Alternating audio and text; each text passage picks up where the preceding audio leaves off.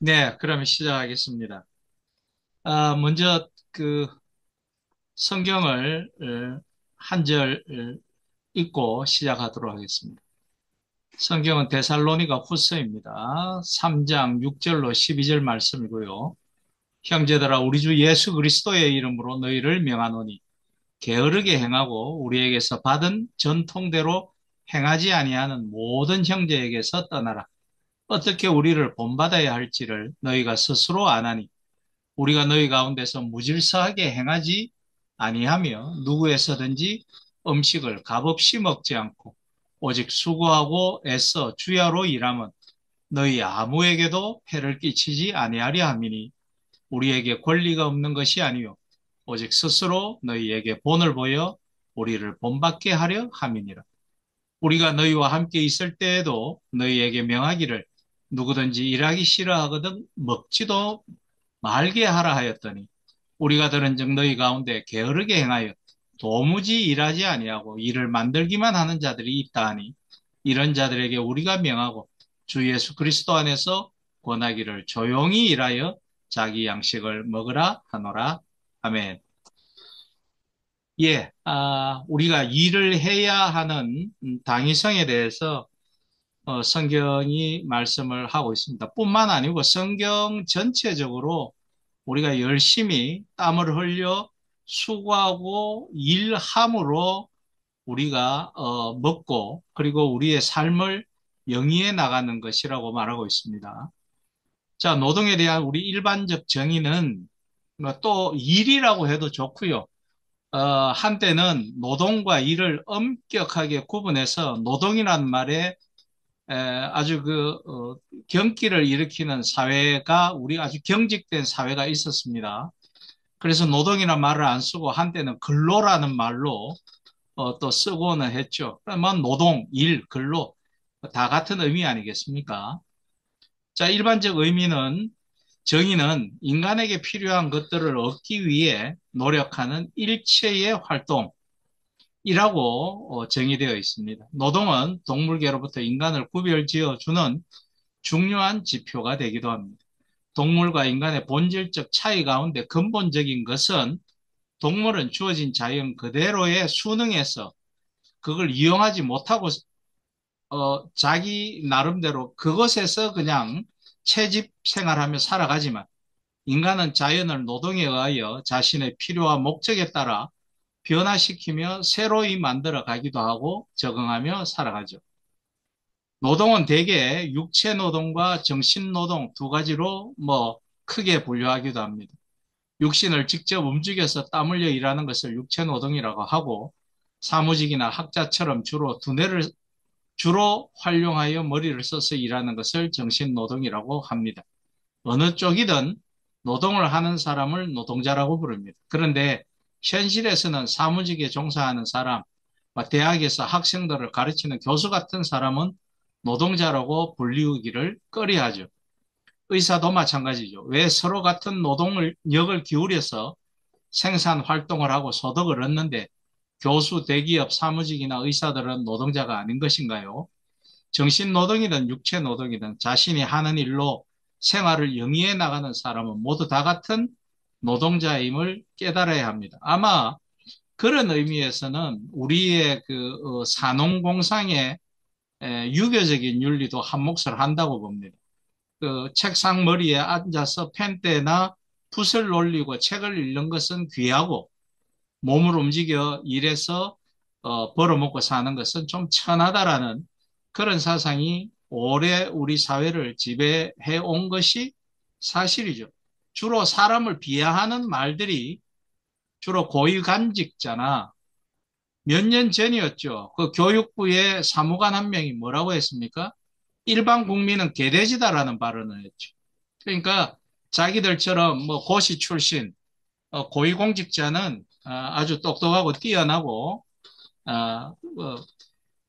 좀 다른 사람보다 귀한 신분이고 그렇지 않은 일반 국민들은 개돼지고 또 최근에도 교육 공무원이 자기 자녀를 보고 왕의 DNA를 가진 아이다. 선생님 보고 조심해라. 예, 그런 것도. 아직도 여전히 좀 그런 게 남아있고 어, 저는 판단하기에 한국 교회는 유교적 기독교다. 교회 안에 신분이, 계급이 나눠져 있죠. 장로는 높고, 집사는 고 미치고, 장로도 똑같은 목사하고 같은 목사도 우리가 장로잖아요. 그런데도 불구하고 목사는 대장이고 장로는 그 밑에 그를 보좌하는 그런 개념으로 읽고 있죠. 그래서 그런 걸 좀 타파해 나가야 교회가 좀 더 세상으로 더 나아가기 좋지 않을까 이런 생각도 듭니다. 자, 리차드 던킨이 파이낸셜 타임즈에 경제 칼럼을 쓴 게 피땀 눈물이라는 그 책에서 노동의 역사를 자세히 기술하고 있습니다. 흑인 노예들의 비참했던 노동 상황, 노동의 유토피아를 건설하고자 했던 최초의 사회주의자 로버트 오원의 실패. 자, 로버트 오원에 대해서는 그 밑에 주 1로 읽어보시면 되겠습니다. 영국의 사회개혁가, 사상가죠.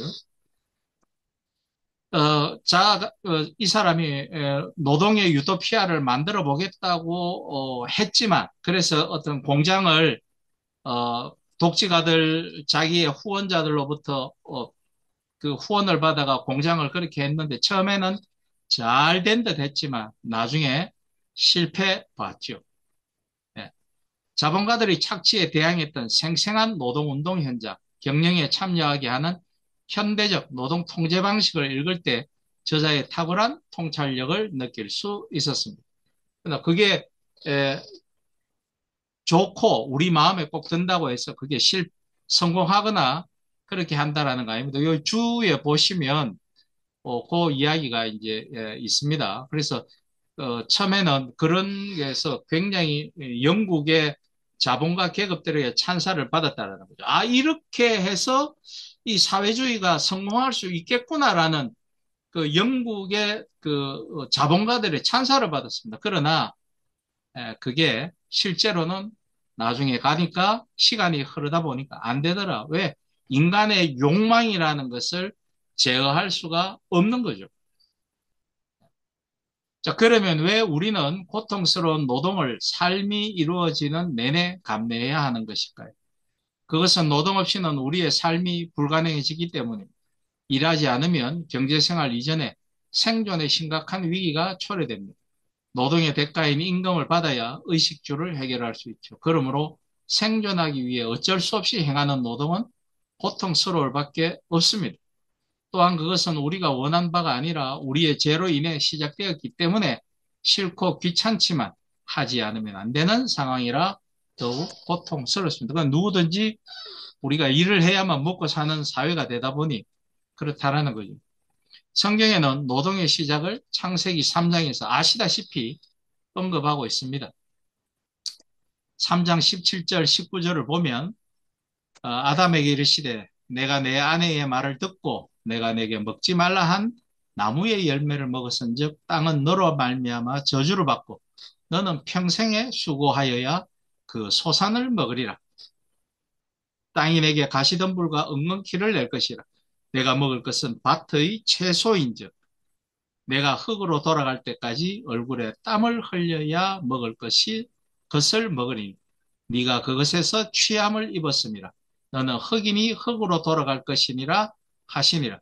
여기 또 어, 잘못된 우리가 자꾸 번역을 어, 성경 번역 제대로 저는 한번 좀 더 해야 된다고 생각하는데 저 흙이 아니고 더스트라고 되어 있고 NRB 같은 성경에는 보면 soil 어, 거기에 흙으로 이렇게 되어 있다는 거죠. 우리가 생각하는 earth, 그 흙이 아니라는 것입니다. clay도 아니고.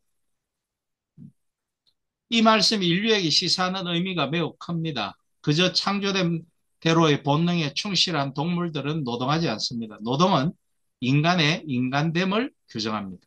그래서 호모 파버, 노동하는 인간, 노동하지 않는 인간은 본능에 사로잡힌 동물과 다를 바 없기 때문입니다. 그러므로 노동이 끝나는 날 인간은 죽음을 맞이하게 됩니다. 그렇다면 일을 하지 않아도 될 정도의 부를 쌓아놓고 있다면 어떨까요? 고통스러운 노동을 하지 않아도 되니 행복하지 않을까? 많은 사람이 그렇게 생각합니다. 그런데 현실은 그렇지 않다는 데 문제가 있습니다. 대부분의 사람들은 노동하지 않으면서 자신이 원하는 것을 마음대로 할 수 있는 정도가 되면 행복할 수 있으리라고 생각합니다. 돈이면 무엇이든지 되는 천민자본주의 세상이니 말입니다. 그 여기에 관한 아주 재미난 이야기가 있죠. 미국의 어떤 큰 부자가 멕시코의 유명한 휴양지로 놀러를 갔더랍니다. 갔더니 어떤 어부가 한가롭게 배를 띄워놓고 그 배에서 고기를 잡아서 왔는데 그 고기가 아주 비싸고 좋은 고기였어요. 그런데 항상 이 사람이 하루에 두세 마리 정도밖에 안 잡는다는 거예요. 그러니까 하루에 밥값만 딱 번다는 겁니다. 그 말을 들은 미국 부자가 하고 참 희한하네. 내 같으면 그물을 이용해서 하루에 한 10마리 이상씩 잡아가지고 더 큰 돈을 벌겠어. 그러니까 그 멕시코 어부가 그래서 뭐 하게? 그렇게 해가 저축을 하고 그 저축을 해가지고 돈이 쌓이면 그 돈으로 좀 더 큰 배를 사서 많은 사람들을 고용을 해서 그 비싼 고기를 더 많이 잡겠소. 그래서 뭐 하게? 그렇게 해서 더 큰 집을 가지고 하인도 두고 그렇게 해서 아주 평화롭고 어, 즐거운 시간을 노후를 보내겠소. 그러니까 멕시코 어부가 하는 말이 내가 지금 그러고 있는데 그렇게 하더라는 거죠. 예. 그래서 이제 그런 재미난 이야기도 있고 이제 이것도 이제 경제 칼럼에 소개된 이야기. 그래서 노동 없이 인간의 마음과 뇌는 행복해지지 않는 것이다. 그 적당한 노동, 젊었을 때는 아주 열심히 일하지만 또 나이 들어서도 적당한 노동이 늘지 않게 하죠. 우리 주변에 많이 보잖아요. 이제 전부 다 은퇴하신 세대도 계시고 하지만 갑자기 이 일을 많이 하시다가 은퇴하고 일을 안 하면 사람이 갑자기 많이 늙어버리더라고요. 예. 그제 친구들도 보니까 어, 은퇴 조기 그 명퇴를 하든지 해가지고 노니까 처음에는 등산도 다니고 하더니만 등산 끝나고 막걸리 마시는 거 좋아가 막 이러더니 애들이 봤더니만 뭐 몇 개월 만에 폭삭 늙었더라. 자, 목표나 비전을 세우고 그것을 달성하기 위해 노동의 수고를 아끼지 않을 때 인간은 행복해집니다. 그것을 외면하는 사람은 그의 영혼이 황폐하게 되어 살아있으나 죽은 사람처럼 됩니다. 우리는 주위에서 그런 사람들을 자주 봅니다. 그들은 노동 없이 삶을 영위하려는 사람들인데 대개 뇌물과 불법과 비리에 연루되어 있습니다. 노동의 대가가 아닌 방식으로 부를 축적하여 행복해질 수 있다고 믿는 사람들. 주가를 조작하거나 뇌물을 통해 배타적 이권을 얻으려는 사람들. 이를 우리는 경제학에서 지대 추구 행위라고도 부릅니다. 그 최근에 보면 제가 이제 뭐 이렇게 보면 학교의 경비 그런 거라도 좀 한번 해볼까 이렇게 하면 그 울산에는 또 여기 양산이나 울산 주변에 공장이 많으니까 공장의 경비 시간대 맞는 에, 그런 경비를 보면 요즘에 반드시 채용 조건에 붙는 단서가 있습니다. 신입 경비 교육을 완수한 자. 그래서 점점 그 벽들이 높아가는구나. 예, 그러니까 그런 거죠. 노동하는 것 자체가 그리고 더 발전되고 질 좋은 노동을 위한 반복적인 훈련은 하나님이 인간에게 부여한 저주이자 축복이라고 할 만하며 이는 말씀만이 줄 수 있는 패러독스라 할 수 있을 것입니다. 그래서 우리는 불경기와 퇴직과 실업 사이에서 하나님이 허락하신 지혜와 발상의 전환을 통해 노동할 수 있는 잠재력과 힘을 길러야 합니다. 이렇게 함으로 즉 하나님께서 주신 숭고한 노동의 가치를 깨달음으로 우리 사회는 비로소 건강하고 성숙하고 경제적으로 품위 있는 자본주의 사회와 개인이 될 것입니다. 노동 없는 삶은 하나님 존전에서 끊임없이 정결하게 되어야 할 인간이라는 정체성을 잃어버린 삶, 하나님을 알 수 없는 삶이라고 확언할 수 있습니다. 경제적 인간은 노동을 통해 자신의 주체성과 정체성을 확보합니다. 리차드 던킨은 그의 책에서 일하는 이유를 다음과 같이 쓰고 있습니다. 우리가 일하는 이유는 우리 뒤에 올 사람들에게 우리의 존재에 대한 표지로서 그리고 우리의 잠재력에 대한 단서로서 좀 더 나은 어떤 것을 남기기 위해서라고 우리의 일은 인간의 위대함에 대한 본능적인 깨달음의 결과라고 책에서 말하고 있습니다. 그런데 우리 그리스도인들이 세상 사람들과 구분되어지는 것 중 하나는 직업과 노동을 통해 하나님께 영광을 돌려드리도록 창조되었다는 것입니다. 그것을 직업 소명설이라고 종교개혁자들은 말했죠. 이 직업 소명설과 노동을 신성시 여기는 사상이 서구의 여러 나라에 비해 상대적으로 역사가 일천한 미국이라는 신생국가를 단기간 내에 경제와 정치 그리고 군사와 문화에 이르기까지 세계를 선도하는 선진국으로 만든 토대가 되었음을 부정할 사람은 없습니다. 그것이 바로 성경에서 온 세계관이었기 때문입니다.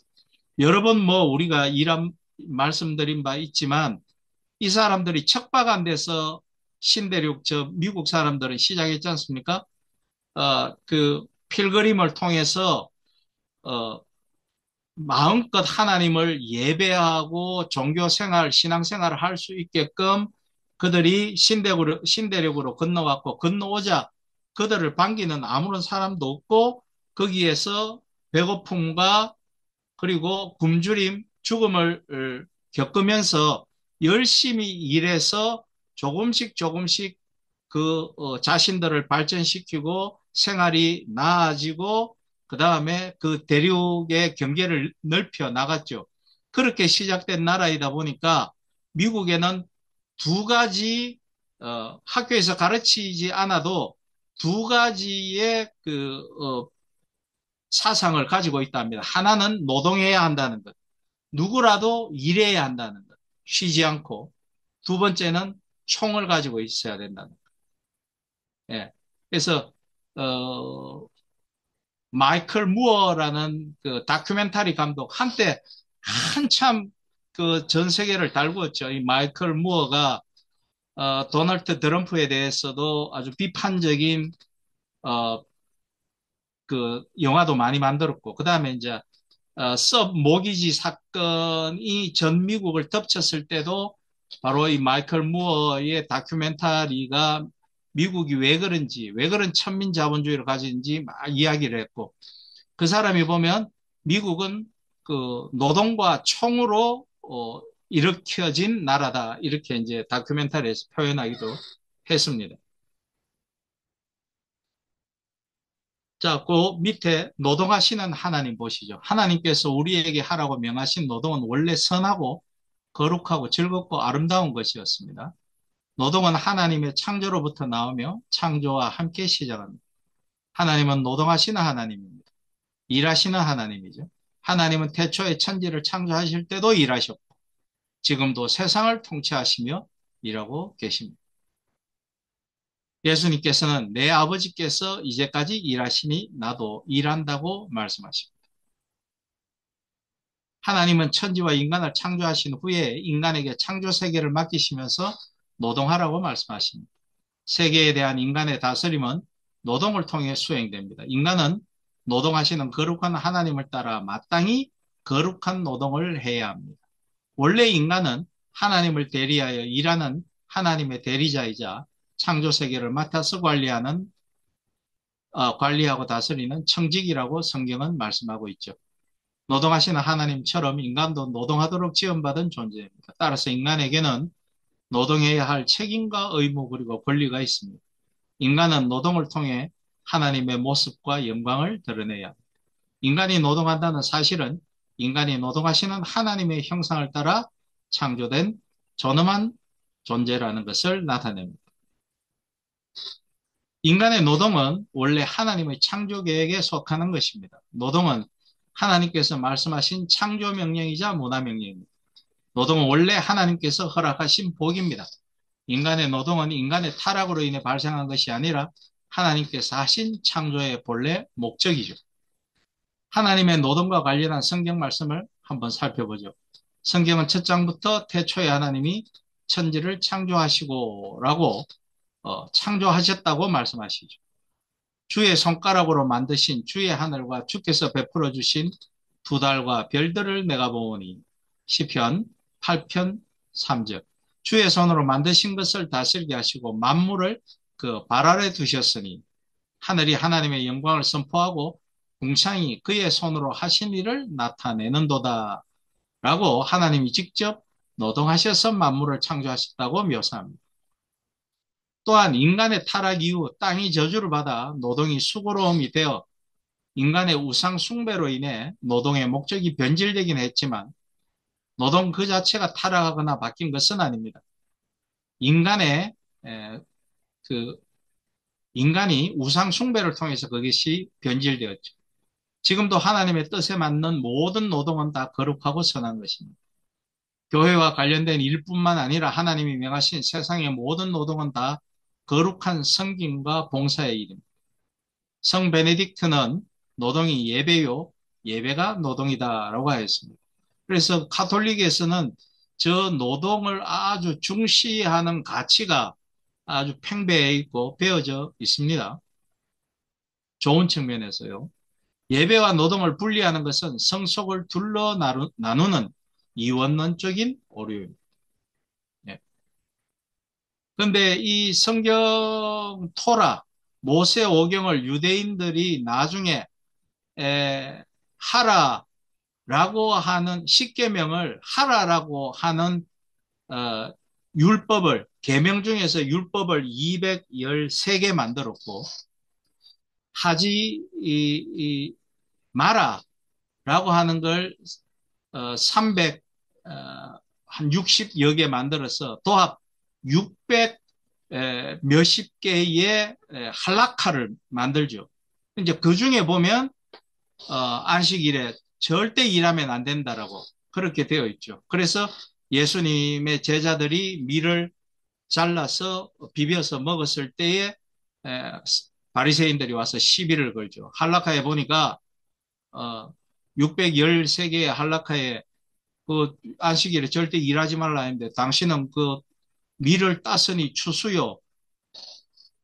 그 밀을 갖다가 비벼서 먹였으니 안식일을 위배한 거 아니냐.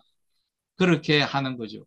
거기에 대답하실 때 보면 예수님이 그 일하시고 사람의 그 생명에 대해서 아주 갖고 계시는 우리가 사상을 엿볼 수도 있는 것 같습니다.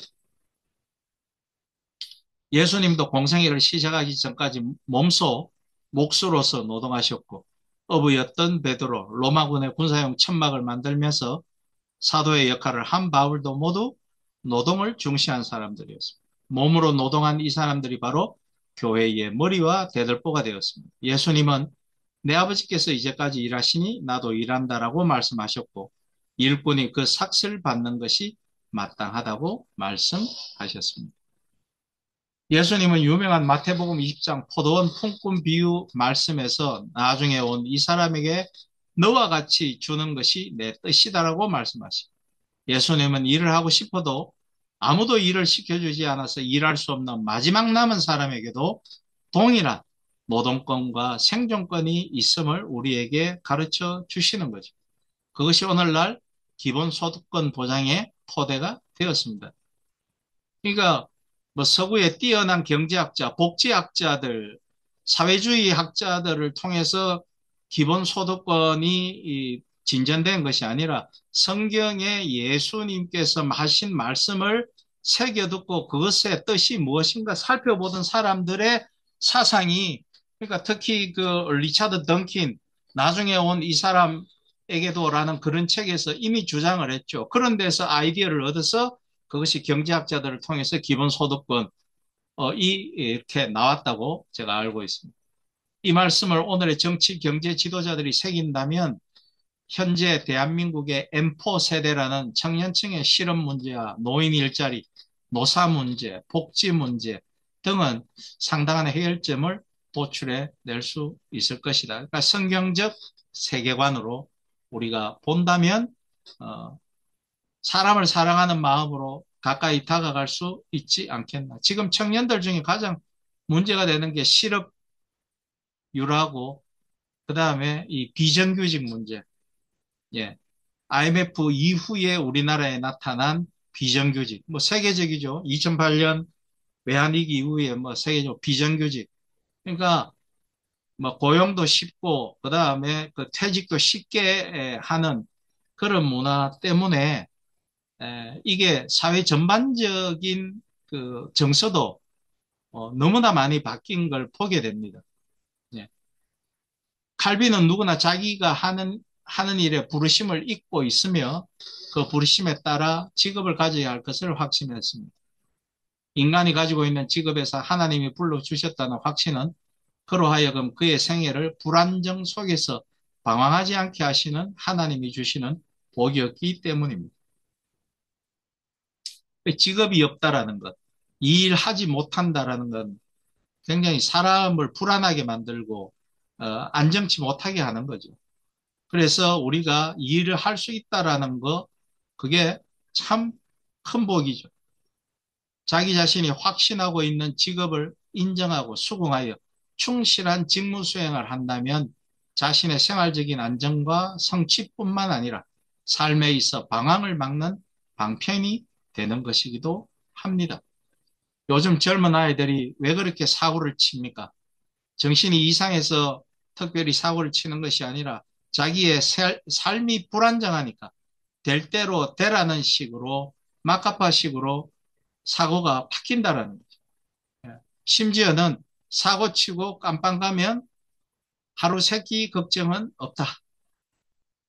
그런 일부 사회 전체는 아니지만 일부의 그런 안 좋은 사고 방식들이 지금 많이 있다라고 사회학자들이 또 보기도 하는 거 아닙니까? 그러니까 모든 직업은 하나님이 허락하셨다는 점에서 질적 가치가 다 균일한 것입니다. 왜냐하면 하나님 앞에서는 그것이 선한 생업이라면 천대를 받을 만한 천업이나 귀업이 따로 없기 때문입니다. 칼빈의 직업관은 이렇게 건전한 것이어서 건전한 사회, 경제윤리를 낳게 한 하나의 요소가 되기도 했습니다. 칼빈은 그가 살았던 시대의 봉건적 계급주의 중심 및 물질주의 중심의 직업관을 배격하였습니다. 칼빈의 직업관은 다음에 몇 가지 강조점이 있습니다. 첫째는 청지기로서의 직업관입니다. 우리에게 주어진 직업은 하나님께서 맡겨주신 것입니다. 신탁을 조건으로 주어진 직업이기 때문에 장차 심판날에 회계보고, 결산보고를 주께 드릴 마음의 자세를 가지고 직업에 임하라는 것입니다. 우리 지난번에 한번 살펴봤습니다만은 사업을 하는, 기업을 하는, 공장을 하는 크리스찬들 중에 아주 자기가 가지고 있는 조금은 핀트가 맞지 않는 그 신앙관을 그 종업원들한테 강요하는 걸 많이 보았습니다. 제가 컨설팅을 이렇게 다니면서 많이 보았습니다. 그 대표적인 데가 이랜드죠. 이마트를 했을 때, 제가 그 당시는 부목사였는데, 그 이랜드 다니는 권사님이 있었어요. 아, NC 백화점. 그 권사님이 그러시더라고요. 목사님, 제가 무슨 말씀 끝에, 목사님, 우리 직장은요, 기도실이 있는데, 항상 기도실에 들어가면 1년 연매출 달성해야 될 연매출 달성 목표가 적혀져 있고 그걸 위해 기도해야 된다는 거예요. 그래서 내가 그거 우상 섬기는 겁니다. 내가 그런 말을 했거든요. 그런 직장인들이 사업하시는 분들이 꽤 있습니다. 꽤. 그러니까 그 사람은 하나님이라고 섬기지만 사실은 자기의 욕망에 따른 하나님의 형체를 바꿔서 우상을 섬기는 거죠. 둘째로 소명으로서의 직업관입니다. 직업에 대한 소명의식이야말로 바른 경제관의 기초가 되며 시작이 됩니다. 이것이 없으면 의무 수행도 할 수 없으며 빛과 소금의 길을 따라갈 수도 없습니다.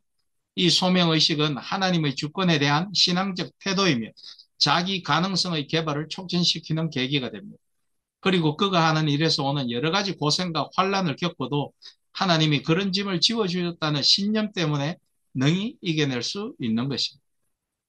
이렇게 칼빈의 직업관은 철저하게 신본주의적인 것이었기 때문에 단순히 먹고 살기 위해서나 돈 벌기 위해서 일한다는 통속적인 직업관과는 전혀 다른 것이었습니다. 칼빈은 실로 직업에 대한 신적 권위와 사명의식을 불어넣어 주므로 건전한 경제와 복지국가 건설과 청불원에 공헌한 바 적지 않았음을 지적하지 않을 수 없습니다. 청불원도 비판받을 부분이 충분히 있습니다. 있지만 우선 노동에 대한 그 가치관이 청부로는 아주 건전한 토대를 제공한다는 측면에서는 평가받을 만하다는 것. 인간이 하나님의 뜻에 맞게 열심히 노동해서 만들어낸 것 혹은 이루어낸 것은 모두 선하고 좋은 일입니다. 그것이 목회든 선교든 다른 일이든 다 마찬가지입니다. 하나님은 인간이 노동을 해서 만들어낸 것으로 살아가도록 인간을 만드셨습니다. 이렇듯 다른 사람과 창조 세계의 생명을 살리고 섬기는 세상의 모든 노동은 다 거룩한 것입니다. 예, 이상입니다. 예, 수고 많으셨습니다. 예, 공유 해제 주시고, 예, 에,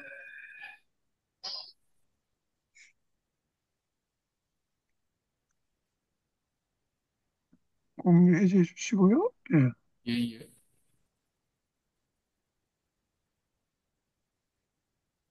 이게 해제가, 해제가 안 됩니까? 제가 할까요? 안 되는데. 박 목사님이 하시면 되는데, 아까 에, 공유 그게 제거를 하시면, 근데, 예, 됐습니다. 됐습니까? 예, 예, 예. 그러면 살굴이 나오도록 하고요. 예, 예, 아까 우리 잠시 들어오셨던 분은 보니까 근로복지공단 안산병원에서 직업환경의학과 의사로 일하는 김은경입니다. 예, 그래서 오늘 이 말씀 들으면 딱 좋은데 예, 아니 나가셨죠? 그러니까 예, 예. 나중에 또 다 이제 제가 해가지고 다 보낼 거니까 예, 예, 강의 감사하고요. 오늘 그 강의 들으시고 조금 뭐 이렇게 새로 깨달은 거라든지 아니면은 또 같이 해보고 싶은 그런 내용들이 있으면 좀 이야기를 하면 좋겠습니다.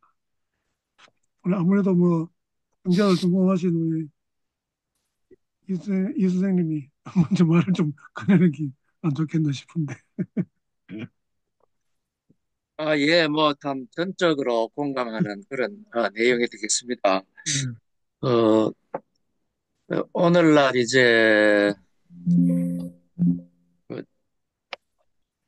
어떤 사람들은 이제 직업이 없어서 이제 큰 문제가 되는 사람들이 있고, 또, 어떤 사람들은 직업을 단지 이제, 돈 벌기 위한 수단으로만 또 생각하는 그런 사람들 있고, 에, 그래서 참 이게 이 올바른 직업관이 없어서 생기는 그런 문제들이 아닌가 이런 생각이 듭니다. 직업을 통해서 어, 하나님의 뜻을 실현하고 이제 에, 다른 사람들을 에, 돕고 사랑하고 또 이렇게 봉사하는 그런 중요한 수단인데 단순히 이제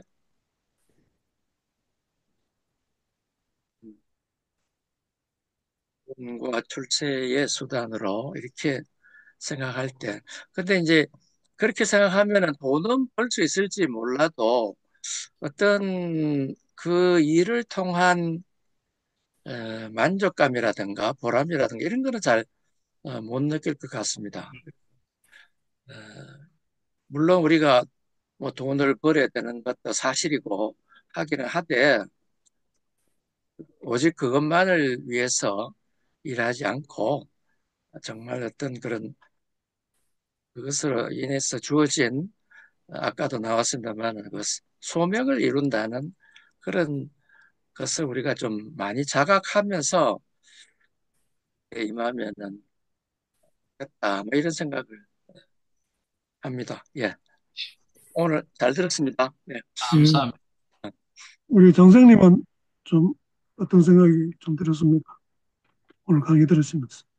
예, 저도 오늘 아주 뭐 이렇게 그 일과 일터에 대한 그런 강의 들으면서 저도 아주 뭐 공감하는 내용이고요.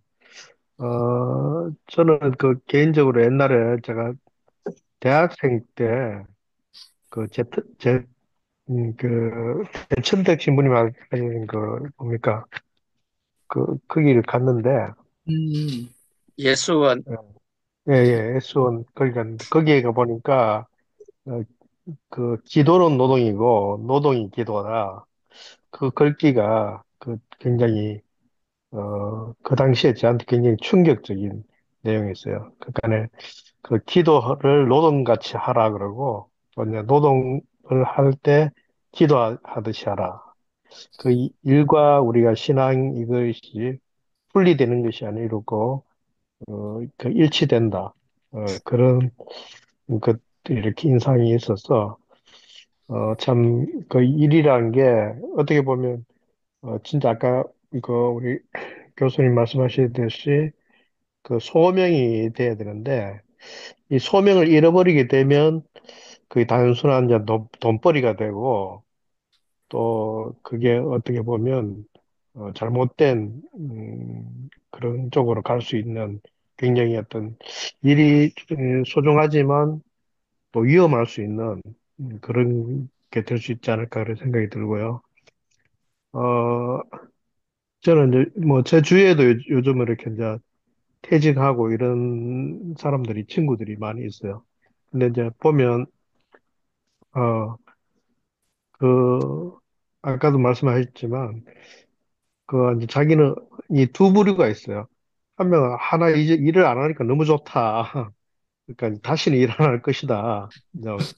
이제 그렇게 이야기하는 친구가 있고 어떤 친구는 내가 놀아보니까 너무 힘들다.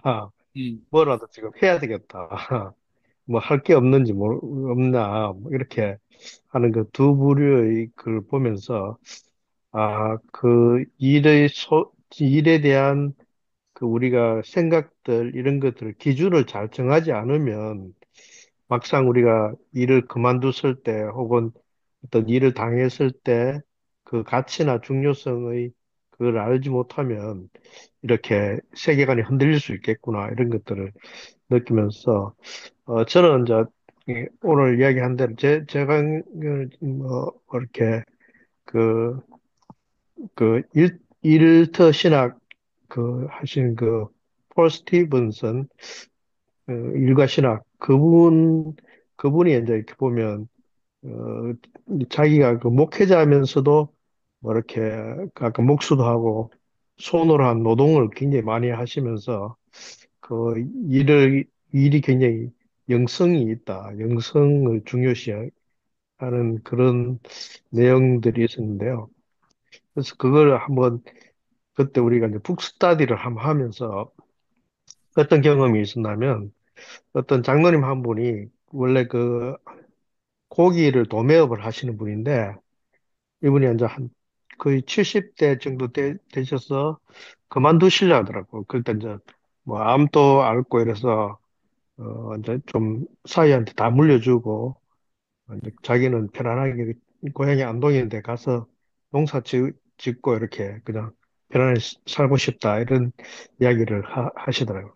근데 이 책을 같이 북스타디를 하고 나는데 또 주위에서 장로님 쉬지 마시고 이제 후배들을 위해서 좀 좋은 그 일한 거를 좀 나눠주시고 그렇게 하십시오. 다시 한번 그 해보시는 게 어떤가 이렇게 거기에 이제 용기를 얻으셔가지고 그 일을 그만두지 않고 고향을 안 가고 일을 하면서 굉장히 후배들 그러니까 뭐 이렇게 소상공인들한테 많은 이렇게 조언을 많이 했어요. 그러면서 뭐 소상공인 처음 개업할 때 어떻게 해야 된다, 뭐 이렇게 이런 여러 가지 개헌을 하면서 그리고 한 몇 년 후에 이분이 하신 얘기, 그때 내가 일을 안 그만두고 이렇게 조금이라도 하면서 해서 너무 보람차다. 오히려 더 건강해진 것 같다. 이런 그 소감이 굉장히 인상적이었어요. 그래서 우리가 뭐 어떤 이제 그 나이가 들면서 지속적으로 강도 높은 일은 할 수는 없지만 적은 일을 하더라도 또 이제 그 일이 보람 있는 의미 있는 꼭 돈벌이가 아니라도 그런 일들을 이렇게 우리가 해야 되지 않을까. 그것이 우리 인생에 하나님 주신 그런 어떤 그것들을 소명으로 받고 이렇게 끝까지 하는 것이 중요하다. 근데 이제 또 이제 이런 생각이 듭니다. 너무 어떤 사람들은 일에 중독이 돼서 그 일을 하지 않으면 너무 힘들어 하시는 분이 있거든요. 그 제 어머님이 이제 좀 그러시는데, 93세이신데, 우리 어머님 가만히 계시면 굉장히 우울해 하셨어요. 막 자기 가치가 없는 것 같고. 근데 시골에 한번 가셔서 우리 뭐 누님이 이렇게 집에 시골인데 일이 굉장히 많거든요. 그러면 우리가 보기에 걱정할 정도로 막 일을 많이 하세요. 막 이것도 하고 저것도 하고 막 그러시는데 우리가 그만 좀 건강을 위해서 그만두시더라도, 자기 이거 하는 게 너무 재밌다면서, 그 다음날 또 알아 누우시는 거예요. 아파서. 몸살하고 그러니까, 누님들은 막 이렇게, 아니, 그래, 실시라고 가만히 있었는데, 그게 왜 그래 일을 하시니까. 그걸 이제 그만두지를 못하시는 거예요. 자기가 몸이 아픈 걸 알면서도 일을 할 때 본인이 뭔가 이렇게 의미 있는 살아있다는 걸 느끼고 가만히 있으면 이거 정말 내가 뭐 이렇게 살아있는 걸 못 느낀다. 이럴 정도의 느낌을 이제 받았기 때문에 이제 그 일과 휴식 이런 균형 있잖아요. 균형을 어떻게 잘 하느냐 이것도 굉장히 우리 인생에서 중요한 것 같아요. 그래서 일만 너무 해서는 안 되고 또 너무 놀아도 안 되고 그 어떤 균형을 어떻게 잘 잡을 건지 이런 것들을 한번 잘 해야 되는데 우리가 이렇게 한쪽을 하다 보면 일만 하시는 분들 보면 일을 그냥 막 가기까지 계속 일을 하시는 거예요. 휴식이 없고 또 반면에 노시는 분들 보면 끝까지 노는 분들을 봤거든요. 그래서 이게 이게 끝까지 놀고 그러니까 부인이 생계를 책임지시는 분들이 많이 있더라고요. 저희 환자 중에서. 저희 남편은 막 뭐 한량이에요. 이분은 자기 평생 돈 번 적이 없고 자기가 다 벌어서 뭐 이렇게 시집장가 보내고 집 사고 이렇게 했다면서 너무 힘들어 하시는 거예요. 그래서 그런 거 볼 때 이게 참 어느 게 정답인지 어느 게 자산인지 이런 부분들을 좀 생각하게 되는 그런 내용이 있습니다. 네, 이상입니다. 예, 그, 감사합니다. 우리 그 이진서, 예, 이야기하세요. 예. 장 선생님 말씀 중에 아주 중요한 말씀하셨는데, 우리 성경에 그렇기 때문에 성경이 참 무서운 책이라는 걸 제가 느끼게 되는 게, 가만히 보십시오. 세계 어느 나라 종교 경전에 세상을 창조한 신이, 뭐 인도 가면 그 시바 신이 세상을 창조했다 그랬잖아요. 근데 바그닥기타라는 책도 마찬가지고 그 세상을 창조한 신이 세상을 창조하고 난 다음에 우리 성경처럼 하나님이 휴식을 취했다라는 게 어디에도 안 나오거든요. 근데 제가 그게 왜 있냐고, 제가 그걸 읽고 난 뒤에 주변에 있는 목회자들한테 그 말합니다. 니만 하나님한테 소명받았나? 그러니까 쉬지를 못해요. 목회자들 특징 중에 하나가 끊임없이 하려고 한단 말입니다. 그러니까 우리 장쌤 잘 아시지만 목회자들 뭐 오 박사님도 너무 잘 아시지만 목회자들 제일 많이 앓고 있는 병이 당뇨와 혈압 아닙니까? 그러니까 끊임없이 그래서 제가 그랬어요. 야, 하나님도 세상을 창조하시고 이것저것 다 만드시고 휴식하셨다고 되어 있는데 인간이 뭐라고 피조물이 쉬지 않냐. 그러니까 우리가 교회에서 이 성경에 대한 교육만 잘, 우리가 아까 말씀하신 것처럼 이쌤도 말씀하셨지만 그런 소명에 대해서 교회에서 어렸을 때부터 차근차근 잘, 뭐, 내 말하는 게 복이다, 예수 잘 믿으면 공부 잘한다, 1등한다. 그런 거 말고, 그런 좋은 직업관을 갖는 교육을 해 나간다면, 제가 미국에 간 적이 있었는데, 택시를 탔어요. 그 택시를 타는데 내가 이제, 어디 가자 그러니까 그 사람이 뭐 하는 사람이냐? 아, 우리, 내가 교수인데 세미나하러 왔다. 이랬더니만, 자기는 강사래요. 그 대학에 자기가 그 시간 강사래요. 그런데 시간 강사가 못 먹고 사니까 자기는 그 투잡을 더 한대요. 하나는 공사장에 가서 소위 모래 짊어지고, 그 다음에 남는 시간에 이 스페어 기사로 택시를 몬대요. 우리 그때만 하더라도 시간 강사만 하더라도 그런 거는 천한 일이라고. 어떻게 그래도 대학에서 학생 가르치는데 그런 일을 하냐. 제가 그래서 그 노동관에 참 놀랬거든요. 음. 근데 일본도 그런 일 잘 안 합니다. 이 아시아 쪽에 유교적인 사상이 있어서, 그래도 대학교 교수가, 그래도 학위가 있는데, 그런단 말이에요. 그래서 그런 것을, 일을 두려워하지 않고, 일에는 천한 일이 없고, 귀한 일이 없다라는 걸 우리 교회에서부터 가르치고, 그 다음에 충분히 우리 한국 사람 놀 줄 모르잖아요. 휴식의 개념이 놀 줄 모르잖아요. 그러니까 그 휴식의 개념, 레크레이션이라는 개념, 리크리에이션이지 않습니까? 휴식을 해야 다시 크리에이션 할 수 있는 게 회복이 되는데 그런 게 좀 우리 교회에서 좀 가르쳐 줬으면 좋겠다 생각합니다. 이상입니다. 예, 감사합니다. 아까 정 선생님이 이야기하신 폴 스티븐스 이분의 성책 뭐몇 권이 우리나라에 번역되어 있죠. 좀 세월이 지났는데 예, 예, 있죠. 거기 보면 일터 신학이라는 책이 있고요. 그 다음에 일의 신학, 그 다음에 또 최근에 번역된 거 가운데 돈은 중요하다 이렇게 돼 있는데 그게 일의 신학을 그게 원서 제목을 보니까 work methods 일이 중요하다 이제 그 이야기죠. 그 돈은 중요하다 이거는 원래 그대로 번역을 이제 우리 제목 그 영어 번역을 그대로 했어요. money matters 이렇게 돼 있고요. 어, 그래서 이 이제 폴 스티븐스가 그 일, 그다음에 이제 그 돈 이런 것에 대해서 나름대로 이제 그 좋은 책을 이제 썼기 때문에 나중에 좀 참고하시면 좋을 것 같고요. 그다음에 아까 이제 들으면서 장생님 그 이제 친구들이 이제 은퇴한 사람도 있고 뭐 이랬는데 그 제가 좀 소개하고 싶은 책 가운데 하나는 이제 노년의 의미라는 책이 있어요. 폴 트루니에가 쓴 이 책은 옛날에 뭐 제목이 좀 다른 제목으로도 번역되게 이제 출판되게 됐는데 이 책은 이제 노년에 들어선 사람을 위한 책은 아니고 노년이 될 사람을 위해서 이제 쓴 거예요. 그 여기 보면은 그 단순히 어떤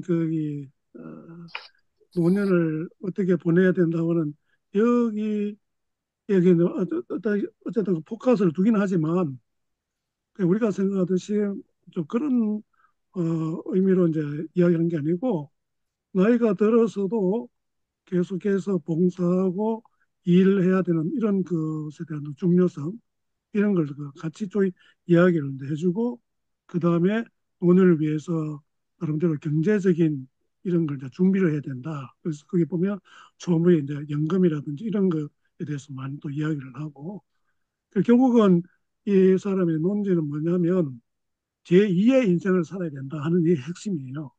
예.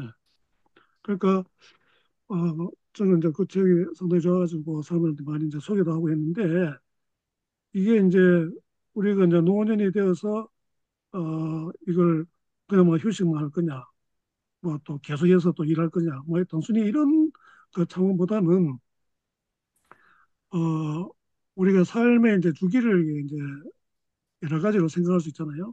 뭐 이제 뭐 청소년 때, 그다음에 청년 때, 그다음에 장년 때, 그다음에 노년이 되고 했을 때 각기 우리에게 주어진 그때에 우리가 해야 될 일이 무엇인가, 어디에 더 중점을 둬야 되는가 하는 이런 것이 중요하다고 보는데 거기에 제일 밑바탕에 깔려 있는 것이 결국 이제 일을 어느 정도 우리가 해야 될 것인가 하는 이거 다 연계가 된다고 저는 생각이 돼요. 그러니까 한창 그 아이 키우고 경제적으로 뭔가 기반을 닦아야 될 때 열심히 이제 일을 뭐 당연히 해야 되겠고 그런데 거기에도 이제 어떤 휴식, 안식 뭐 이런 거하고 같이 균형을 갖춰야 된다 하는 이런 생각이 이제 또 많이 들고요. 그 다음에 이제 아까 이제 깔뱅이 이야기한 그 직업관 소명의식하고 그다음에 정직의식 그 이야기했죠. 두 가지 이야기를 하신 것 같은데 저는 이제 이게 다 연관은 이제 될 건데요. 제가 요즘 계속해서 생각하는 게 뭐냐면 우리가 직업의 궁극적인 목적이 뭐냐. 이게 이제 노동을 하기 위해서 이제 우리가 이제 직업을 이제 또 이제 구하고 또 그런 노동해서 돈을 벌고 이렇게 하잖아요. 그런데 제가 요즘 계속 생각하는 건 뭐냐면 우리가 어떤 직업을 가지든지 그것은 자기 자신을 위해서 하는 것이 결코 아니다. 그거는 전부 다 남을 위해서 하는 일이다. 그래서 뭐 우리 이제 김호 선생님도 교수를 하셨고 우리 이제 이선생님도 이제 또 교수를 다 역임하셨는데 그걸 해가지고 돈을 벌죠. 버는데 거기서 학생들을 가르쳐서 학생들에게 경제학적인 어떤 지식을 주고 이래가지고 거기에서 그들이 앞으로 살아가는데 어떤 도움을 주는 이런 걸 이제 하도록 하잖아요. 우리 장 선생님 이제 한의사로서 환자를 치료하는데 지금 돈을 벌죠. 돈을 버는데 남을 위해서 지금 일을 하는 거잖아요. 저도 마찬가지고 의사로서 하는 거 마찬가지고 지금 목사도 따지고 보면 성도들을 위해서 일하는 거라고요. 따지면 그렇잖아요. 그 하나님이 다 그렇게 이제 만들어 주셨는데 사람들은 이제 이거를 자본주의 사회에 살다 보니까 뒤집어 생각하는 것 같아요. 그러니까 돈 버는 게 이제 주 목적이 되는 거예요. 그래가지고 어떤 직업을 하면은 안정되고 어느 정도 인정도 받고 하는 이제 그런 직업을 가질까. 그래서 이제 의사가 되면은 상당한 돈도 벌고 사람들도 인정해주고 좀 대접받는 이제 그런 직업이 아닌가 해가지고 의사가 되려고 많은 사람들이 노력하죠. 근데 아까 이제 이야기하실 때 의사는 이제 정신적 이제 노동을 한다. 뭐 보통 그렇게 생각할 수 있지만 제가 볼 때는 육체 노동하고 정신 노동이 이게 겸한 것이 바로 이제 의사라고 생각합니다. 아주 이제 이게 좀 더 이제 조금 이제 다른 이야기지만 우리 이제 큰애가 이제 간이식 수술 받았잖아요. 동생한테 간이식 해가지고 그때 이제 제가 가서 수술 다 끝나고 난 다음에 이제 올라가서 이제 봤는데 시간이 아침 8시인가 들어가지고 이튿날 아마 새벽인가 나왔다고 모르겠어요. 그래서 시간 정확하게 기억 못하는데 그러니까 거의 막 한 20시간 가까이 이제 수술한 거예요. 이제 지금 이제 거의 막 시체 비슷하게 이제 이렇게 돼 있고 제 동생은 한 8시쯤 돼가지고 아마 오후 1시인가 2시인가 막 이렇게 나온 것 같아요.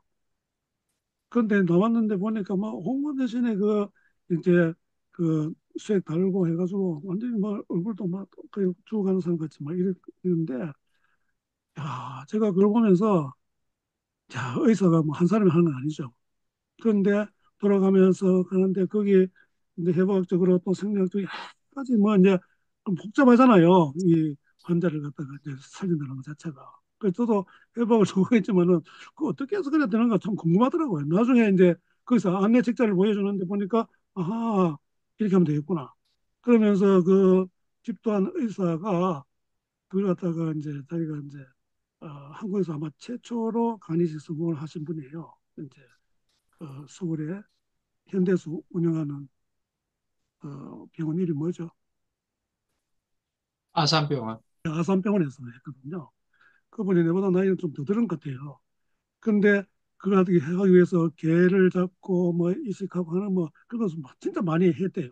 제가 직접 듣지는 않았는데 그럼 하는 수고를 해가지고 그렇게 하고 뭐 우리가 그 기술을 배우는데도 그냥 머리로 뭐 일단 다 이해하고 하지만은 그걸 갖다가 익히고 하는 데는 그 많은 이제 또 에너지가 들고 막 이렇게 하죠. 또 도제 제도에 이런 게 있고 그러니까 이게 어 이제 육체 노동 아니다 정신적인 노동이다고만 이야기하기가 상당히 이제 곤란한 이제 이런 측면이 있고 그다음에 이제 그 또 이제 제가 노동을 생각할 때 하나님의 그 대리자다 하는 이 개념이 아주 중요하지 않은가.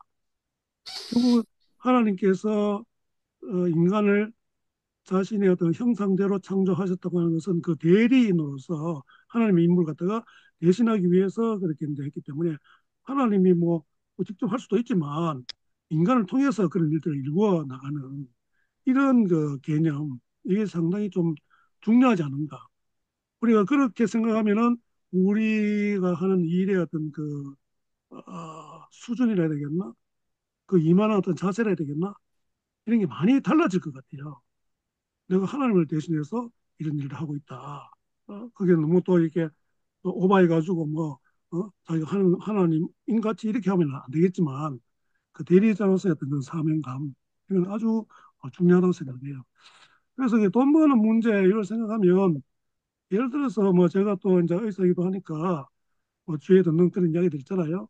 개업해가지고 뭐 이제 제가 들은 이야기지만 이제 소아과 이제 병원인데 여러 사람이 연합해가지고 몇 사람이 모여서 하는데 그 이제 설립한 그 원장이 해운대 이제 아파트 사는데 제일 그 뭡니까 펜트하우스 제일 높은데 그게 100평이라든가 그냥 간접적으로 들어서 그래요.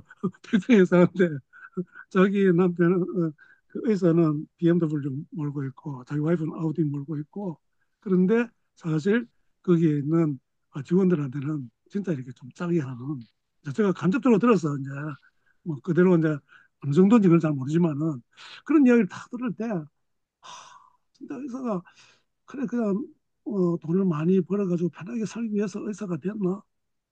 그게 의사의 사명인가? 이런 생각을 자꾸 해보게 되는 거예요. 그러니까 이제 저는 뭐 이제 제 이제 이력이 그럴 수밖에 없으니까 이제 자꾸 그런 이야기를 듣고 이제 그런 좀 생각을 많이 해보죠. 그러니까 우리가 자본주의 사회에 산다고 하는 자체가 이 돈 중심적으로 다 생각하니까 의사가 되면은 일단 돈을 많이 번다.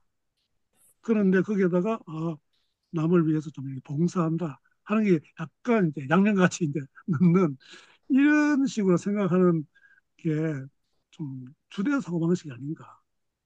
그거 다 가만 이제 그 사람들의 어떤 심리 갖다가 이제 계속 해부해 보면 아마 돈이 아마 제일 큰 이유가 되지 않겠나. 그래서 제가 공부할 때 어떤 그 공부한 그 친구가 그런 이야기를 했어요. 자꾸 이게 자기들 동기도 보니까 올라갈수록 머리에 이 금이 자꾸 차는 것 같다. 이렇게 표현을 해요. 아마 보니까 그 걔도 이제 크리스찬이니까 이제 좀 이렇게 비판적으로 이제 그런 이야기를 한 거예요. 사실 아마 그게 틀린 말은 아닐 거예요. 네, 아닌데, 그러니까 저는 이제 특별히 이제 의사들은 이 신앙이 있어야 되겠다. 그래서 제가 이제 그 교직에 있으려고 했던 저 중요한 이유가 그거였어요. 의사가 이 신앙이 없으면 고급 기술자에 불과하다. 딱 이 생각을 해서 이제 전도해서 그렇게 이제 해야 되겠다 이렇게 했는데 그것도 마음대로 안 되죠. 그 이제 이런저런 뭐 생각이 오늘 뭐 들으면서 많은 그 생각이 좀 들었습니다. 그런데 이제 아까 이 일 같은 경우에 이제 그 주부들 있잖아요. 주부들이 이제 이 일을 많이 하잖아요. 사실은. 제가 이렇게 뭐 바깥에서 이런 활동하고 뭐 그래도 병원 가서 돈 벌고 뭐 이렇게 하는 것도 와이프가 안에서 다 이렇게 감당을 해주니까 제가 그 일을 하지. 보고 그걸 두 가지 더 하라면 어떻게 하겠어요. 그래서 제가 그게 이제 목회하면서 그때 이제 젊은 부부들이 좀 있었기 때문에 제가 그런 이야기 많이 했어요. 보통 우리 이제 남자가 돈을 벌기 때문에 자꾸 큰 소리 치고 막 이래 하잖아요. 그래서 제가 그랬어요. 공적으로 그랬어요. 어? 당신 그럼 남편이 그러면 당신이 이제 살면서 다 한 직장 다녀보라고. 그러면 할 사람 있느냐? 이 뒤에서 다 해주니까 돈을 벌지. 그러니까 요즘 그 가사노동 해가지고 그거 이제 얼마 이렇게 노동부에서 책정하고 뭐 그런 것도 나 있는 걸로 알고 있는데 옛날에 뭐 그런 게 뭐 있습니까? 그래서 옛날에 뭐 이제 어, 이혼하는 그런 케이스가 별로 없었던 가장 큰 이유가 뭡니까? 여자들이 이혼하면 이제 노동하는 여건도 잘 안 되고 돈을 잘 벌 수 없기 때문에 그런데 요즘은 쉽게 이혼도 하는 이유가 너뭐 혼자 살아도 뭐 충분히 살 수 있다. 돈 벌고 이렇게 할 수 있다. 이런 사고가 또 만연해서 뭐 이혼도 많이 하지 않는가 이런 또 생각도 해보는데요. 그래서 우리가 직업과 그다음에 연관해가지고 노동을 생각할 때 이 노동이 어떤 그 직업과만 꼭 이게 연관해서 이렇게 생각이 좀 힘들고 뭐 그게 아주 중요하지만 이제 가사노동 이런 것도 다 인정을 해야 되고 그다음에 여러 가지로 우리가 이제 감정노동 이런 이야기도 많이 하잖아요. 이게 그거는 뭐 육체적인 노동이라기보다는 그냥 뭐 정신노동에 오히려 가깝죠. 그런데 그게 이제 감정에 이제 부담을 줄 정도로 막 이렇게 하다 보니까 억지로 뭐 미소 지어야 되고 억지로 해야 되는 이런 부분들이 또 너무 많잖아요. 그러니까 이거 이제 우리가 뭐 짧은 시간에 이야기를 들었지만 여기서 우리가 생각해야 될 것들이 진짜 많이 있는 것 같아요. 그래서 우리가 좀 더 이런 부분에 대해서 좀 더 기회가 있으면 더 공부도 하고 이렇게 하면 좋겠다 이런 또 생각이 좀 듭니다. 감사합니다. 예, 이진서 선생님 혹시 이야기 하실 수 있으십니까? 있으시면은 마이크도 켜시고 모니터 켜시면 좋겠는데요. 형편이 안 되시면은 패스하고요. 그레이스님 가능합니까? 오늘 좀 피곤하십니까? 예. 그러면은 보자 우리 선생님 좀 더 이야기 하실 거 있으면 좀 더 이야기 좀 하시고 좀 더 아니, 이야기 들었으면 들으면서 혹시 또 추가로 뭐 이야기하고 싶은 거 있으면 또 이야기 다른 분 하셔도 좋고요. 크게 없고, 아까 그, 오 선생님 말씀하시는 중에, 목회자도 감정 노동자가 아닐까, 이런 생각을 합니다. 아, 예, 예. 예. 그래, 참, 저는 좀, 나름대로의 이게 나이가 늦게 목회에 들었으니까, 저는 굉장히 좀, 어떤 때는 그, 야단을 치고 이랬거든요. 지금 생각하면, 후회되는 부분도 좀 있고, 좀 부드럽게 더 대할 걸. 왜 내가 가지고 있는 철학에 맞춰서 일도 양단하듯이 딱 잘라가지고, 아닙니다. 이렇게 하세요. 그렇게 했는데, 지금 생각하니까, 그게 아니고, 저는 목회자는 무조건 좀 얼굴에 온화한 미소를 띄어야 된다. 왜냐하면 제가 성도 때 보니까 그 안 웃는 목사들이 태반이더라고요. 그 안 웃는 목사 태반이고 아주 반갑게 인사했는데 상대방이 안 웃으니까 얘 나를 무시하나? 그런 생각이 확 음, 들어요, 젊었을 때. 그래서 제가 목회자가 돼서는 어떤 경우에 처하더라도 온화한 미소로 성도를 했는데 어떤 때는 피곤해 쩔어서 뭐 저도 슬픈 일이 있는데 그거 막 웃으려 그러니까 이게 목회자도 감정 노동자구나. 그렇죠. 예.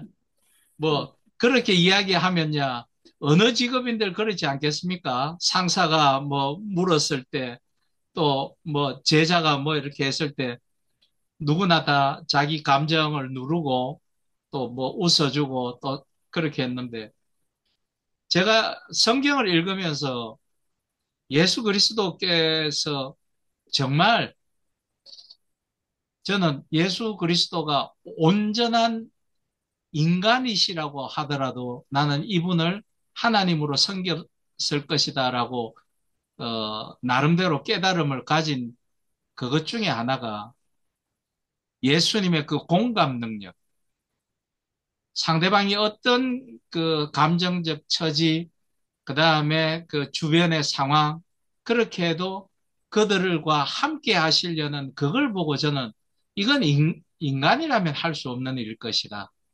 그런 생각을 많이 하게 됐거든요.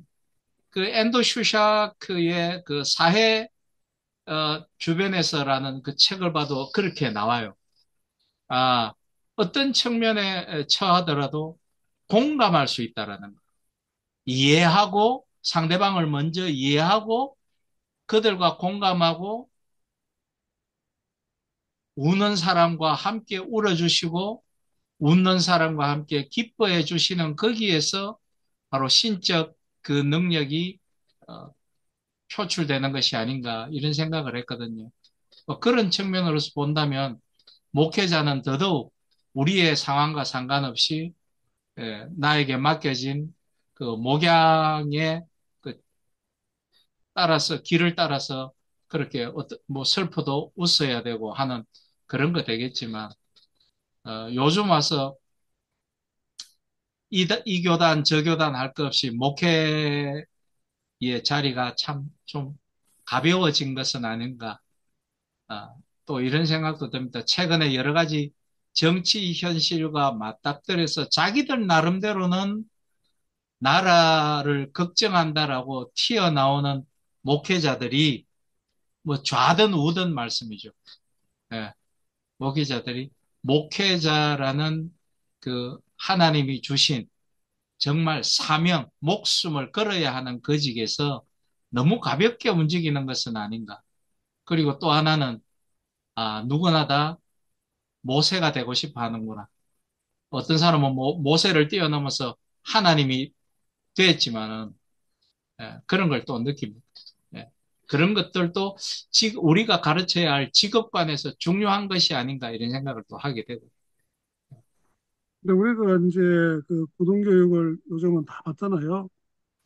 그래도 뭐 중등교육까지야 뭐 옛날엔 정말 중고등까지 교육만 받아도 그지간히 이제 교육받았다 이랬는데 벌써 우리 때만 돼도 이 고등교육을 이제 받아야 그나마 이제 사회 나가서 이제 일할 수 있는 이제 뭐 이런 분위기가 이제 되었던 것 같은데 제가 이제 돌이켜 보더라도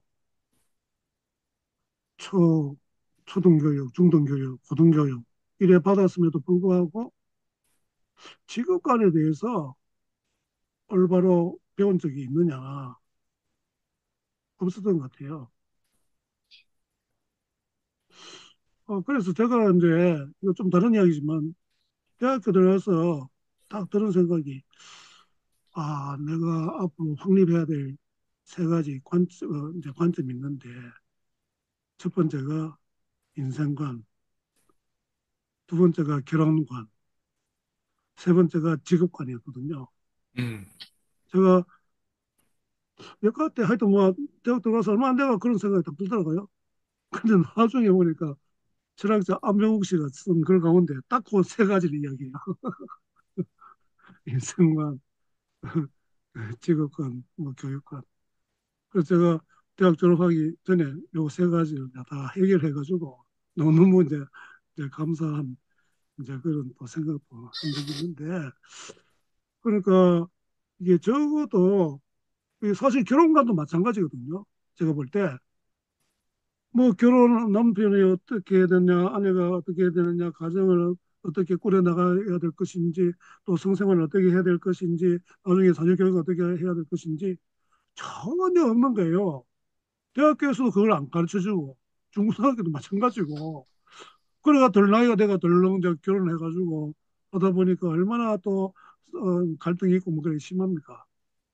그거 반드시 가르쳐 줘야 되는데, 그걸 집에서 또 다 가르쳐 주지 않잖아요. 또 이제 뭐 직업도 마찬가지고 직업도 뭐 그냥 돈 많이 버는데 뭐 이런 데만 가라 하지 직업을 가져서 어떻게 살아야 된다 어떤 태도로 살아야 된다 이게 전혀 없단 말이죠. 더 큰 인생관은 뭐 말할 것도 없고 제가 하니까 이 세 개가 제일 중요하겠다 싶더라고요. 그래서 저는 이제 뭐 좀 전에 이제 그게 이제 해결되었다 이 생각 너무 이제 감사한 그런 생각도 했는데 그러니까 지금 이거는 진짜 우리 평생 우리가 이제 또 고민해야 될 어떤 그런 또 주제이기도 하니까 앞으로 이런 문제를 갖다가 우리 뭐 한꺼번에 우리 다 다룰 수는 없지만 또 한번 이제 또 어느 정도 텀이 지나고 나면은 이 문제에 대해서 좀 더 깊이 더 이제 또 공부하고 또 우리 삶에 좀 실천할 수 있도록 그러면 참 좋겠다 이런 좀 생각이 많이 듭니다. 예, 그래서 제가 아까 뭐 지금 뭐 이제 직업은 남을 위한 것이다 이랬는데 우리가 돈 버는 거 자체가 그렇잖아요. 그 뭐 좀 벌어가지고 내 할 거 뭐 기본적인 거 하면 되는데 거기다가 뭐 사치하고 뭐 이렇게 해야 되는 거 뭐가 있습니까? 뭐 차 같은 것도 마찬가지고 집도 그러고 적당히 이제 살면 되는데 그러니까 결국 자기가 실속이 없으니까 자기 실력이 없으니까 한마디로 이야기하면 인생에 대한 어떤 자기 인생의 어떤 자기 삶에 대한 실력이 없으니까 그냥 그것들을 자꾸 이렇게 포장하고 드러내고 하는 것이 아닌가 이런 생각이 많이 들어요. 그래서 제가 이런 공부를 좀 해가면서 좀 실제적인 어떤 그런 것들을 많이 또 공부하고 우리 삶에 실천할 수 있도록 그렇게 되면 참 좋겠다 이런 생각이 듭니다. 예, 예, 오늘 뭐 강의가 별로 안 길고 거의 이제 이야기가 훨씬 더 길었네요. 그러니까 그게 그렇습니다. 우리 장사님 한번 기도해 주시고 마칠까요? 네, 예, 하나님 감사합니다. 오늘 저녁 또 이렇게 귀한 강의를 통해서 우리의 삶에서 일하는 중요성, 또 하나님이 일하셨고, 또 그러기 때문에 우리도 일하고, 또 일과 함께 또 하나님이 쉬셨기 때문에 우리가 쉬는 것들, 그런 것들을 또 알게 하시며, 특별히 일이 우리의 어떤 생계뿐만 아니라 또 우리에게 주신 하나님의 소명인 것들을 깨달아서 그것들을 잘 행할 수 있도록 하나님 도와주시기 원합니다. 여기에 계신 모든 분들에게 이를 통해서 참 기쁨과 행복을 느끼게 하시며 또 하나님이 하시는 일에 동력자가 될 수 있도록 은혜를 내려주시기 원합니다. 감사드리며 예수 그리스도 이름으로 기도했습니다. 아멘. 아멘. 그 광고를 펴주십시오. 예, 광고 드릴 거는 이번 달에는 우리 선생님이 연달아 이제 강의하시고 예, 그 다음 다음에 주도 예, 바로, 예. 예, 예. 3주, 4주는 우리 지난번에 박영식 교수님 그 창조신학에 대해서 이야기했잖아요. 그래서 이번에 제가 진정론 이제 인간의 어떤 그 고통, 고난에 대한 그런 문제를 좀 강의해 달라고 했습니다. 그래서 그분이 이제 시간이 꼬라박히 안 된다 해서 3주, 4주, 2월 3주, 4주는 박영식 교수님 강의하시니까 좀 기대하시면 좋을 것 같습니다. 예, 수고 많으셨습니다. 감사합니다. 수고하셨어요. 들어가십시오. 편히 네. 쉬십시오.